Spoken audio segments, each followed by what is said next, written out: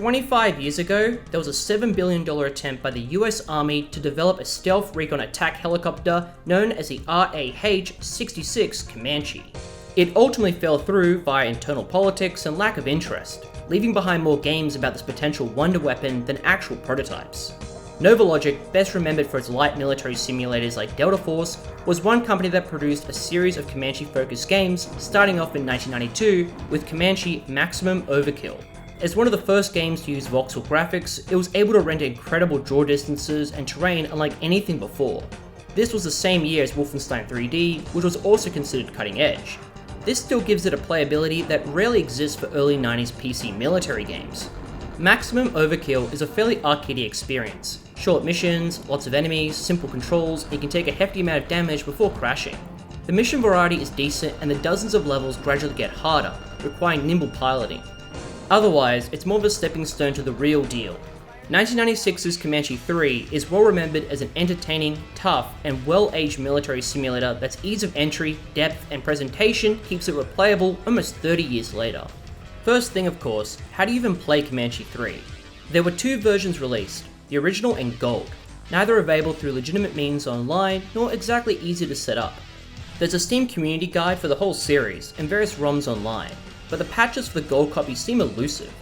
It's not the hardest game to get running, although it's crying out for a proper digital re-release. Comanche Gold is what I played, and its most discernible differences is new menu music, high resolution graphics, doubling the number of missions, and running off Windows 95 instead of DOS.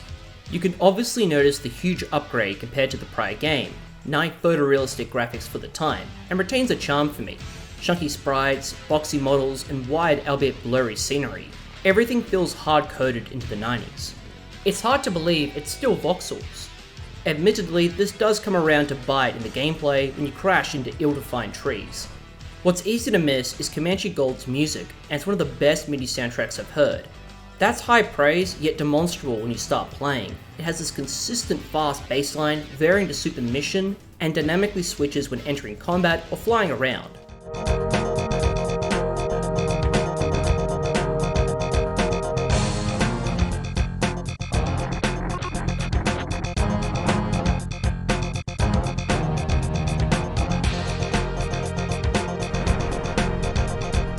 It's not a long score, maybe 30 minutes, but I still occasionally play it as hype music.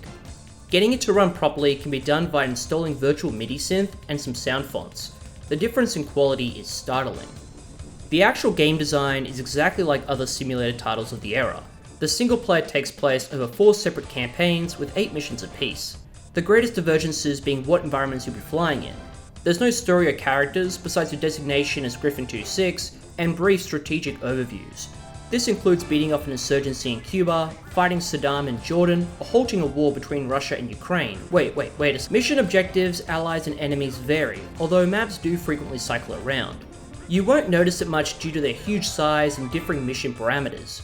Your tasks include destroying enemy armor and anti-air, supporting allied offensives, destroying fuel depots, and defending bases from attacks. Some missions are a bit more interesting, in chasing down a train, sinking submarines, and knocking out radars. The terrain offers navigational challenges in the form of canyons, mountains, and rivers. The pre-mission maps show the placement of objectives, enemy defenses, and there's always waypoints, so it's hard to get lost. The fairly basic level design is balanced in the complexity of controlling the Comanche itself and mastering its various flight and combat systems. There's a decent tutorial that explains the very basics, but Comanche 3 is one of those games where consulting the manual is mandatory. It's a hefty 80 pages, with chapters describing each function, although Novalogic was mindful enough to delineate the most necessary info. It's assumed that you're using at least a joystick, with a HOTAS setup recommended.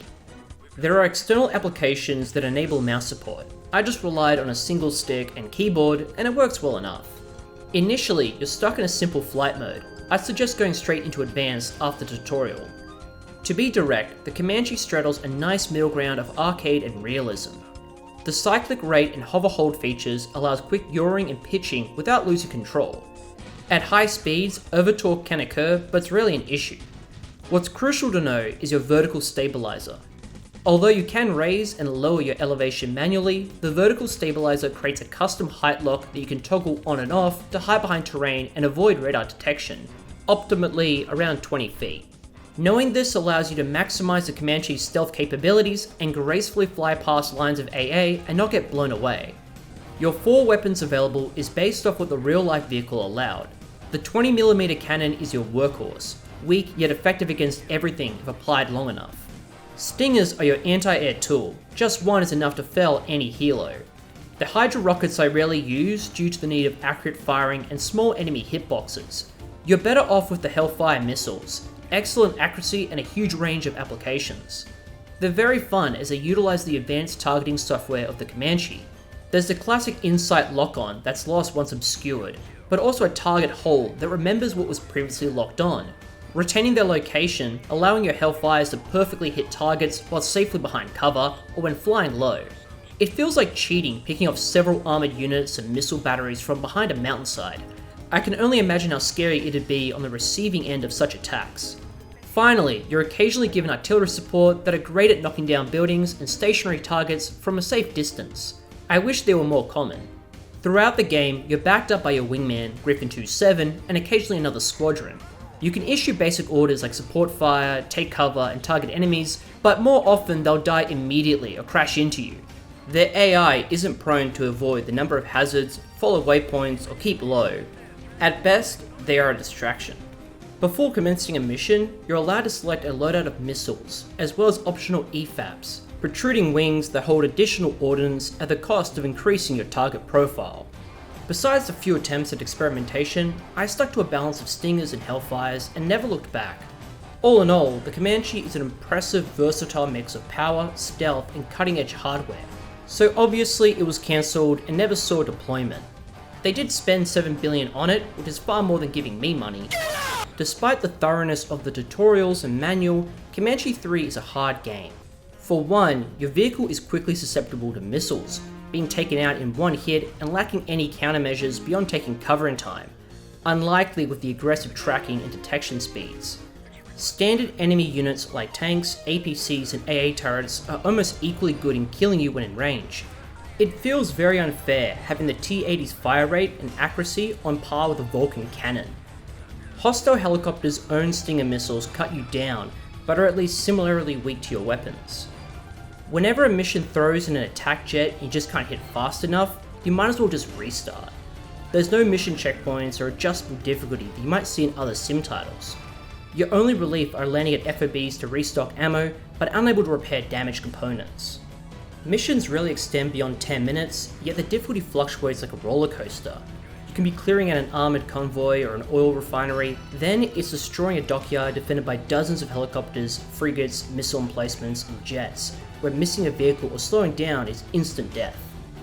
Other times, the number of targets are so high that you'll get soft-locked if you run out of ammo. You have to make every shot count, otherwise it's effectively a mission failure.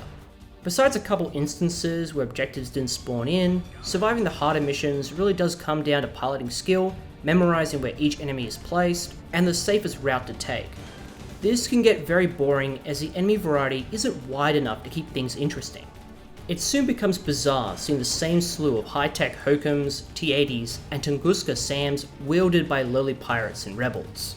I really would have liked some adjustability on the difficulty, increased hold durability and slower reaction times. More ammo or some countermeasures would have made the campaigns far less frustrating.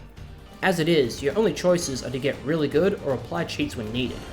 You can still experience most of Comanche 3 by skipping the harder missions. I'm just a masochist and usually enjoy passing out a level and finally beating it. After you've hacked through the campaigns, the Gold Edition offers a slew of new ones. These play out the same, albeit hosting more unique objectives and new enemy types that are balanced to emphasize the Comanche's stealth capabilities. If you've enjoyed the gameplay and mastered the controls, this is good stuff. In addition, there are challenge maps that put limits on your weapons, rule of engagement, and time caps, and ironically are easier than most vanilla missions. Aside from the harsh difficulty, Comanche 3 is a pretty cool time. The mission variety, skill curve, music, and presentation help keep it playable and rewarding. If it looks like something you'd like to play and you've got the hardware and time to set up, it's an easy recommendation for anyone keen on flight sims. I want to see a proper remaster as it provides a nice simulation experience like no other, and that's including the 2001 sequel, Comanche 4. Comanche 4 plays very differently to its predecessor, funnily enough, closer to the first game.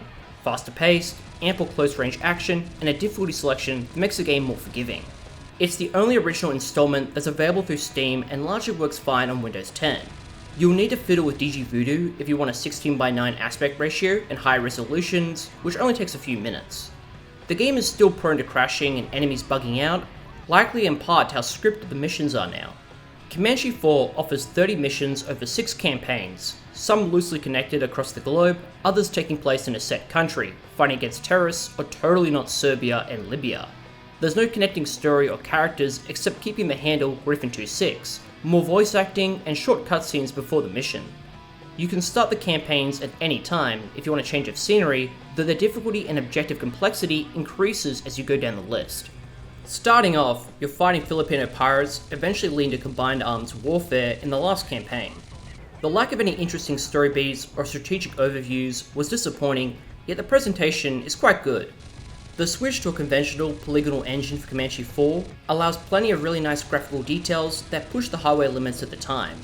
There's a wide spectrum of environments and every map is unique, like arid deserts, snowy tundras, and tropical islands packed with towns, ports, military outposts, and factories you'll get to blow up. The enemy count and the diversity is much higher too. Speedboats and buggies, foot soldiers and anti-air batteries, and armored vehicles and numerous aircraft types keeps firefights interesting and challenging, particularly when backed up by allied forces in some pretty chaotic shootouts. There's far greater destructibility here, as buildings blow out, cranes crumble into the ground, and oil refineries light up with enemy wreckage left behind in your wake. The modelling and audio is solid as well. The Comanche and its cockpit look great. Explosions and particle effects feel hefty. Small details, such as water rippling and foliage rustling from the rotor wash, and seeing ground troops moving around, remains impressive. Oddly, there's no music outside of the menu, which makes the maps feel a bit barren when flying around. Despite initial appearances, the arcadey slant of Comanche 4 is soon apparent in the missions themselves. Objectives are more varied. Some are the traditional seek and destroy, where you can take your time clearing out the area. Most are escort based or give you a time limit to finish them, forcing you to play more aggressively than you otherwise would. Often you're facing a deluge of tank platoons, AA missiles, and helicopter squads that you'll race between destroying. Missions remain short, around 5 to 10 minutes, and failure means a restart. At least now there's always 1 or 2 FARPs you can land to repair and rearm at, essential as the enemy count climbs into the hundreds. I think the variation is good, except if you deviate off the waypoint slightly, either you're gunned down immediately, your allies die, or the objectives don't finalize, making it very confusing to know what you're doing wrong.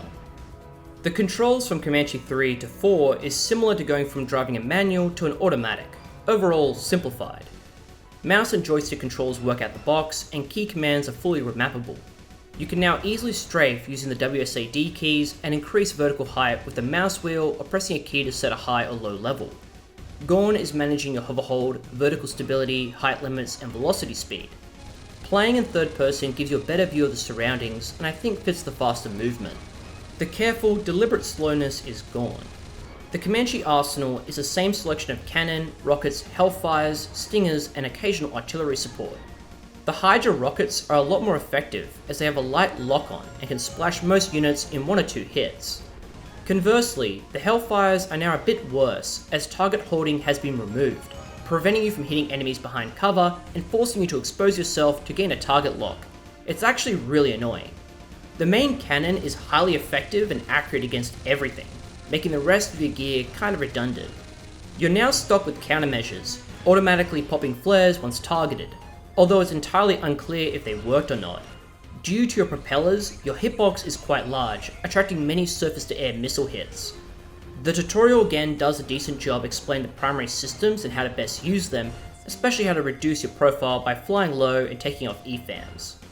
A strange problem in Comanche 4's controls isn't the simplicity, but that the horizontal movement speed is tied to your sensitivity options, allowing fast 180 turns with the mouse that are otherwise impossible when using a joystick, exemplified in the harder missions demanding rapid maneuvers. Your Comanche is tougher, better able to avoid missiles and shrug off a few hits that'd otherwise down you, except this grace is offset by the sheer volume of enemies at any one time firing at you and allies you'll need to protect. Worsened is the move from voxels, creating shorter draw distances that allow enemies to fire beyond visual range, handicapping any methodical approach to a mission. you just can't fucking see where they are. Like before, if you play on normal, you'll just have to replay the same missions again and again to figure out enemy placement and whatever scripted bullshit suddenly arises.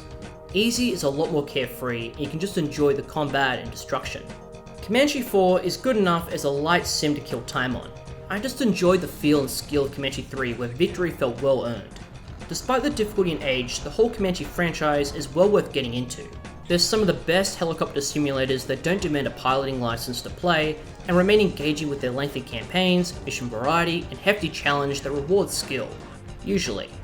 They sit at an odd crossroads of being so old they'll turn off newcomers from the graphics, and yet haven't been replaced by modern titles and maintain a charm that keeps them replayable. If you have the time and patience to get into Comanche, you'll find the memorable games that showcase some of the best elements the military sim genre can offer. And if you want to see this channel cover more games like this, becoming a member greatly helps these endeavors.